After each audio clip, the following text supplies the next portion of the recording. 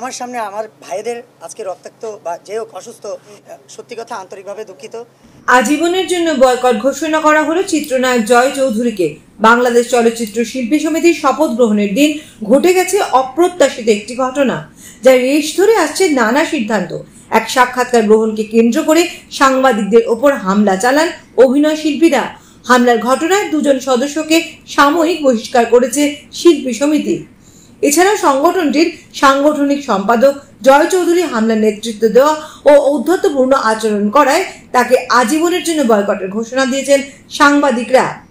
সাংবাদিকদের পক্ষ থেকে বুধবার এই ঘোষণা দেন লিমন আহমেদ। তিনি আরো বলেন, হামলার ঘটনায় 1 মাসের জন্য বহিষ্কার করা হয়েছে অভিনেতা শিবা শানু ও সুশান্তকে। এই ঘটনার দিন অর্থাৎ 23শে এপ্রিলকে কালো দিবস হিসেবে পালনের সিদ্ধান্ত নিয়েছেন বিনোদন সাংবাদিকরা। ওই দিনের ঘটনার তদন্তের জন্য 24শে এপ্রিল সন্ধ্যায় 10 সদস্যের একটি কমিটি বসে। তবে আলোচনা শুরুর পর জয় চৌধুরী ঔদ্ধত্যপূর্ণ আচরণ চালিয়ে যান। তিনি কারো কথা মানতে নারাজ, তাই তাকে আজীবনের জন্য বয়কটের সিদ্ধান্ত নেওয়া হয়েছে। সাংবাদিকদের পক্ষ থেকে লিমন আরো বলেন, জয় চৌধুরীকে নিয়ে শিল্পী সমিতি যদি কোনো কার্যক্রমে অংশ নেন তবে সমিতিকেও বয়কট করা হবে। কোনো প্রযোজক বা পরিচালক সিনেমা নির্মাণ করলে তাদের সংবাদ পরিবেশন থেকে বিরত থাকা হবে। আবারও ঢাকায় সিনেমায় বলিউডের পাওলি দাম। সরকারি অনুদান প্রাপ্ত নীল জোছনা সিনেমা নির্মাণ করবেন ফখরুল আরিফিন খান। মোশতাক আহমেদের প্যারাসাইকোলজি বিষয়ক উপন্যাস নীল জোছনার জীবন অবলম্বনে তৈরি এই সিনেমায় অভিনয় করবেন পশ্চিমবঙ্গের জনপ্রিয় অভিনেত্রী পাওলি দাম। সিনেমার প্রধান নারী চরিত্র লায়লার ভূমিকায় অভিনয় করবেন তিনি।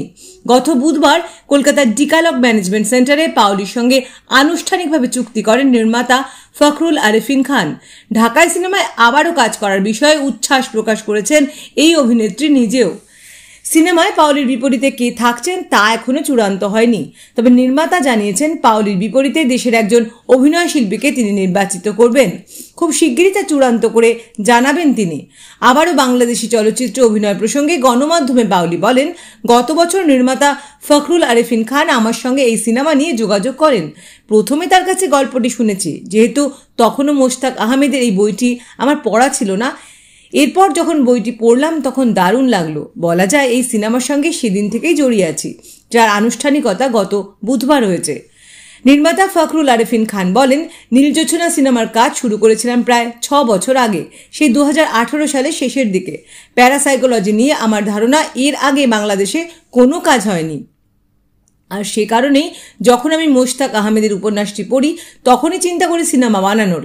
এরপর 2019 সালে করোনা এবং আমার জেকে 1971 সিনেমার কারণে কাজটি বন্ধ ছিল।